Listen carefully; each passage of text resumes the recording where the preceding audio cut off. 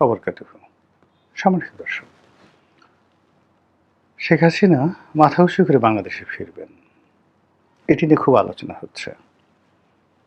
আওয়ামী লীগের যারা লোকজন, তাদের মধ্যে আনন্দের কোনো সীমা এবং পরিসীমা নেই। বিরোধী দল যারা আছেন, বিশেষ করে তরুণ যারা আছেন, তারা সবাই বলছেন, আসো আসো আসো, আমরা তো তোমার জন্যই অপেক্ষা করছি। তুমি এয়ারপোর্ট দিয়ে নামবে, এই জন্য এয়ারপোর্টের পাশে আমরা আগের থেকে বাসা ভাড়া করে, বাড়ি তৈরি করে, সেখানে তোমার জন্য, তোমাকে স্বাগত জানানোর জন্য আমরা বসে থাকব। আপনারা বুঝতে পারছেন যে এই ধরনের কথাবার্তা সাধারণত এনসিপি এবং জামাত শিবিরের যারা লোকজন রয়েছেন তারাই এই কথাগুলো বলছেন। বিএনপি কার্যত এখানে খুব ডিপ্লোম্যাটিক যে অ্যাটিটিউড, সেটা তারা প্রদর্শন করছে। ওরকম কথাবার্তা না বলে তারা শুধু বলছে যে হ্যাঁ, তিনি আসেন, তিনি যদি আসেন তার প্রতি অবিচার করা হবে না। দেশের যে প্রচলিত আইন কানুন রয়েছে, সেই আইন কানুন মোতাবেক তাকে বাংলাদেশে আইনি সুবিধা দেওয়া হবে, তার প্রতি অত্যাচার করা হবে না, অবিচার করা হবে না, ইত্যাদি ইত্যাদি নানা কথা। তো আওয়ামী লীগের যারা লোকজন, তারা মানে শেখ হাসিনাকে মনে করে অপার্থিব কোনো শক্তির আধার। এটা আওয়ামী লীগের যারা লোকজন তাদের মনোজাগতিক ত্রুটি বলতে পারেন, তাদের অসুস্থতা বলতে পারেন, অথবা তাদের বিশ্বাস, আবেগ বলতে পারেন, তাদের ঈমান বলতে পারেন, একিন বলতে পারেন, এবং এটা হয়ে যায়। দীর্ঘদিন ধরে আপনি যখন কারো নেতৃত্বে নিজেকে বিলীন করেন,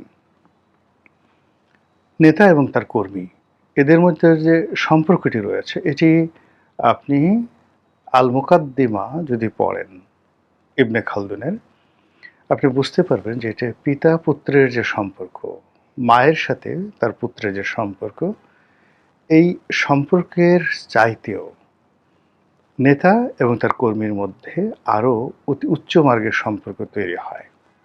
এর কারণ হলো, পিতা এবং মাতাকে সবাই লালন পালন করেন, শ্রদ্ধা দেখান, সন্তানকে পিতামাতা লালন পালন করেন, কিন্তু ঠিক রাজনৈতিক কর্মে একজন কর্মী, একজন সেনাপতি, একজন সৈনিক তার কমান্ডারের, তার নেতা, তার রাষ্ট্রপ্রধানের হুকুম মতো যেভাবে জীবনের সবচেয়ে গুরুত্বপূর্ণ যে বিষয় জীবন, নিজের জীবনটি দিয়ে দিতে পারেন বা দিয়ে দেন, এরকম ঘটনা পারিবারিক জীবনে দেখা যায় না।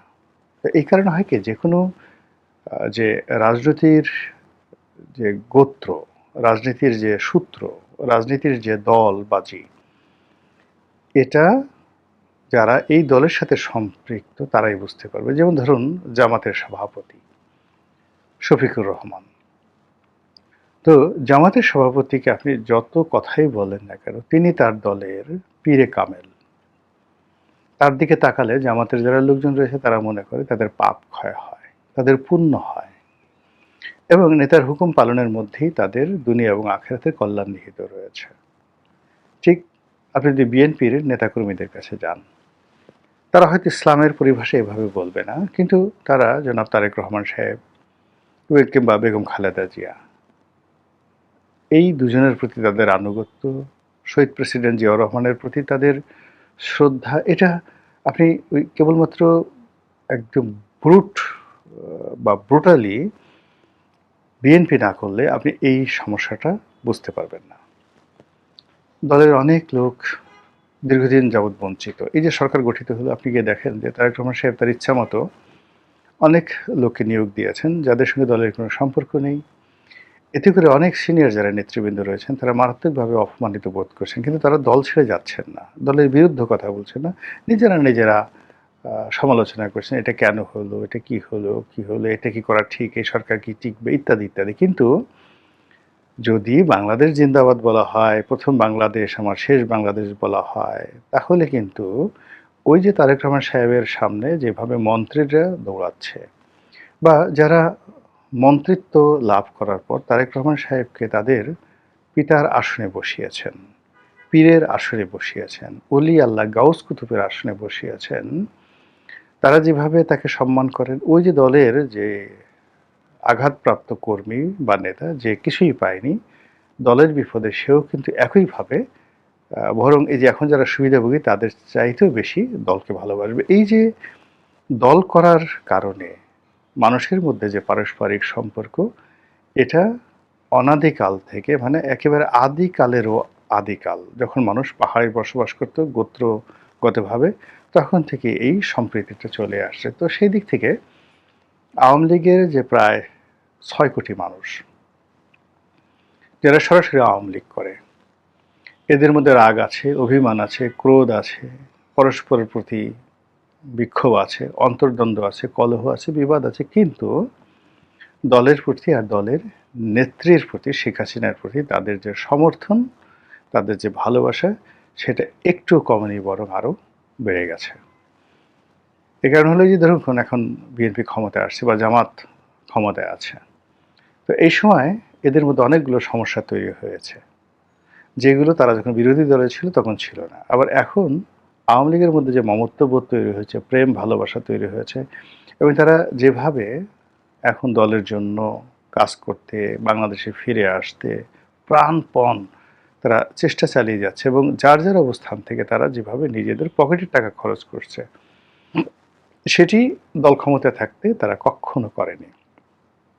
তো সেই দিক থেকে আওয়ামী লীগ যে একটা, মানে বাংলাদেশের রাজনীতির জন্য একটি, যাকে বলবো, কি বলবো, একটা মাইলস্টোন, এটি হিমালয়, এটি সমুদ্র, এটি বঙ্গোপসাগর, এটি পদ্মা, মেঘনা, যমুনা, আপনি যেটা বলেন না কেন।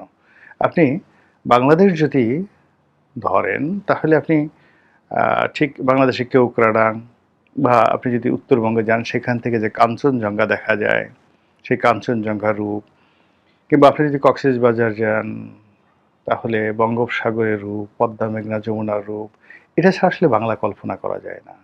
একইভাবে রাজনীতির ক্ষেত্রে আওয়ামী লীগ এখন এরকম একটা অবস্থা তৈরি করে ফেলেছে, প্রায় ৭০ বছরে তাদের যে সুদীর্ঘ রাজনীতির যে ইতিহাস, সেই ইতিহাসে তারা যে লিগ্যাসি তৈরি করে ফেলেছে, এই কারণে বাংলাদেশে যদি মিলিটারি শাসন আসে, ডিক্টেটরশিপ আসে, একজন মুসোলিনি আসে, একজন হিটলার আসে, তখন হয়তো আওয়ামী লীগের নাম এভাবে উচ্চারিত হবে না। কিন্তু অ্যাজ লং অ্যাজ আপনি রাজনীতির কথা বলবেন, দলের কথা বলবেন, আওয়ামী লীগের কথা বলবেন না, কিন্তু জামাত এবং এনসিপি, বিএনপির কথা বলবেন, হবে না। এখানে আওয়ামী লীগের নাম আসবেই, নাম্বার ওয়ান। নাম্বার টু হলো শেখ হাসিনা। এই দলটির যে নেতৃত্ব ১৯৮০ সন থেকে সরাসরি আজ অবধি, তাহলে ৪৬ বছর ধরে এই দলটির সর্বোচ্চ নেতৃত্বে তিনি আছেন। এই ৪৬ বছর বয়সে তিনি অন্তত ৩ থেকে ৪টি জেনারেশনকে পেয়েছেন। অর্থাৎ ঢাকা বিশ্ববিদ্যালয়ে যারা ভর্তি হয়েছে ১৯৮০ সনে, প্রতি তারা ধরেন ৫ বছর বা ১০ বছর, গড়ে ৭ বছর ধরেন থাকলো।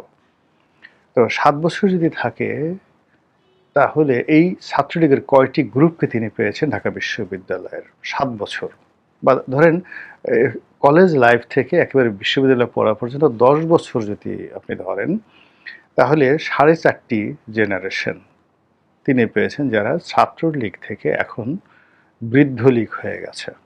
৮০ সনে যারা ছাত্রলীগ করতেন, তারা এখন অনেকের বয়স এখন ৭০-৭৫ বছর বয়স হয়ে গেছে। এই যে বিশাল শ্রেণী, যাদের সঙ্গে শেখ হাসিনার যে অ্যাডাপশন, যে সম্পর্ক, ব্যক্তিগত সম্পর্ক, এটা স্মৃতিবহুল। তারা একসাথে মুড়ি মাখিয়ে খেয়েছে, একসাথে নৌকায় চড়ে পদ্মা নদী পাড়ি দিয়েছে, একসাথে স্পিড বোটে করে গেছে, তারা একসাথে গাড়িতে করে, বাসে করে সারা বাংলাদেশ গেছে, এবং একসাথে রবীন্দ্রসঙ্গীত গেয়েছে ৮০ সনে, ৯০ সনে। তারা ওই ৩২ নম্বরের বাড়িতে শেখ হাসিনা রান্না করেছে, তারা সবাই খেয়েছে। এই যে স্মৃতি, এই স্মৃতির কারণে শেখ হাসিনার সঙ্গে বহু অভিমান আছে, বহু কষ্ট আছে, কিন্তু এরকম একটা সম্পর্ক লক্ষ লক্ষ নেতাকর্মীরা আছে। আর যারা, আমি তো বললাম যে ৬ কোটি মানুষ যারা আওয়ামী লীগ করে, তারা তো আছে। তার বাইরে এরকম স্মৃতিকাতর, শেখ হাসিনার কথা মনে করে কারো পেট পুড়ে, কারো বুক পুড়ে, কারো মন খারাপ হয়ে যায়, কারো রাগ হয়ে যায়, কেউ ছুটে দিল্লিতে যেতে চায়। এই যে দলের প্রতি যে আনুগত্য, সেই আনুগত্য অন্য সব দলের মতোই, জামাতের মতো।